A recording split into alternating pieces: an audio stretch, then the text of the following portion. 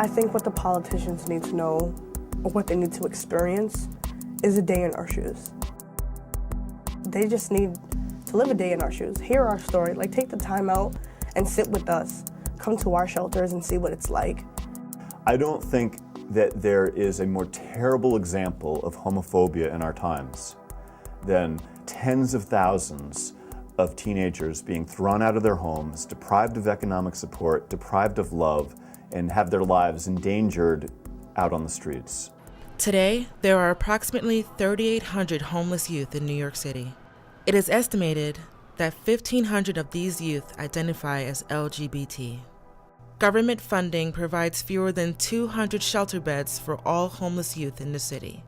Despite not having enough beds to address all of New York City's homeless youth, this year, the state of New York slashed funding for homeless youth services by 50% to just over $2 million a year. Cutting back 50%, that's a lot. That's a lot. There's barely any beds now for us. This is a shelter where every night 15 young people stay, and we serve dinner and breakfast every day. Organizations like New York City's Ali Forney Center provide shelter and services for LGBT youth who have been kicked out of their homes.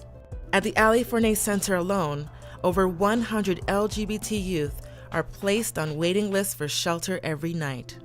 When the politicians decide to take funding away from shelters for the LGBTQ community, this is where we end up sleeping. This is actually a bench I slept on, and across the street is the stoop I slept on when the park was closed.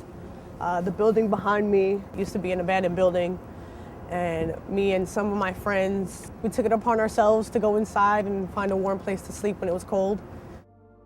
I've been homeless for nearly 7 years.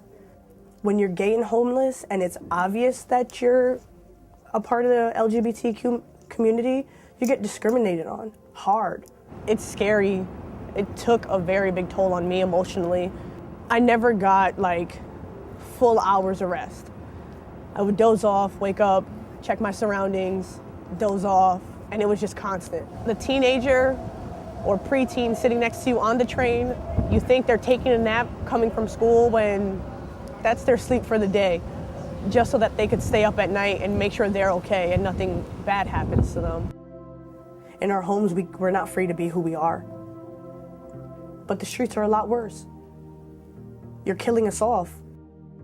I don't know how anybody could turn around and say that the state budget didn't cut critical services when they're cutting shelter beds for children sleeping on the street. What the hell is a safety net if it's not a shelter bed for a child who's sleeping on the street at night?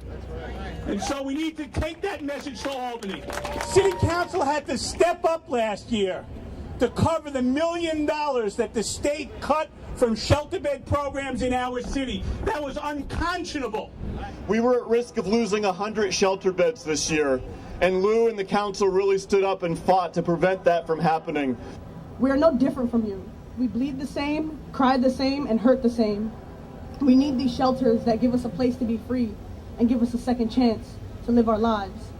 Sometimes all we need is that second chance. And we just need to be heard. That's it. I think my main thing is we need to be heard. Nobody listens, nobody cares, or at least nobody shows they care.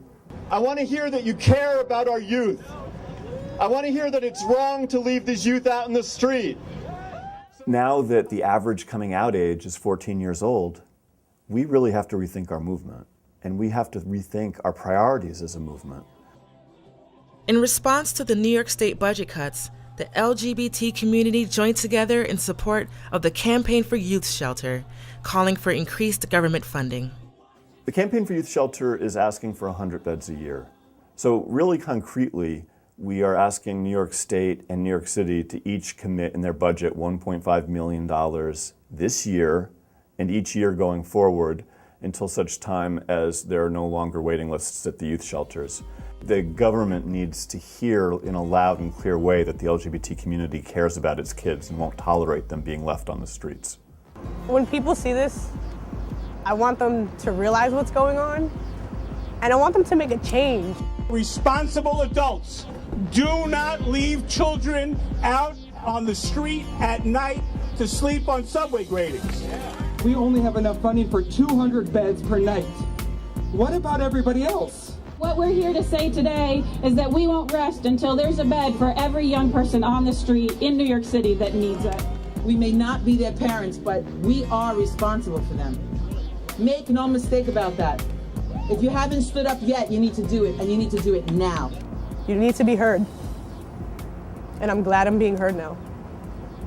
Somebody's listening finally.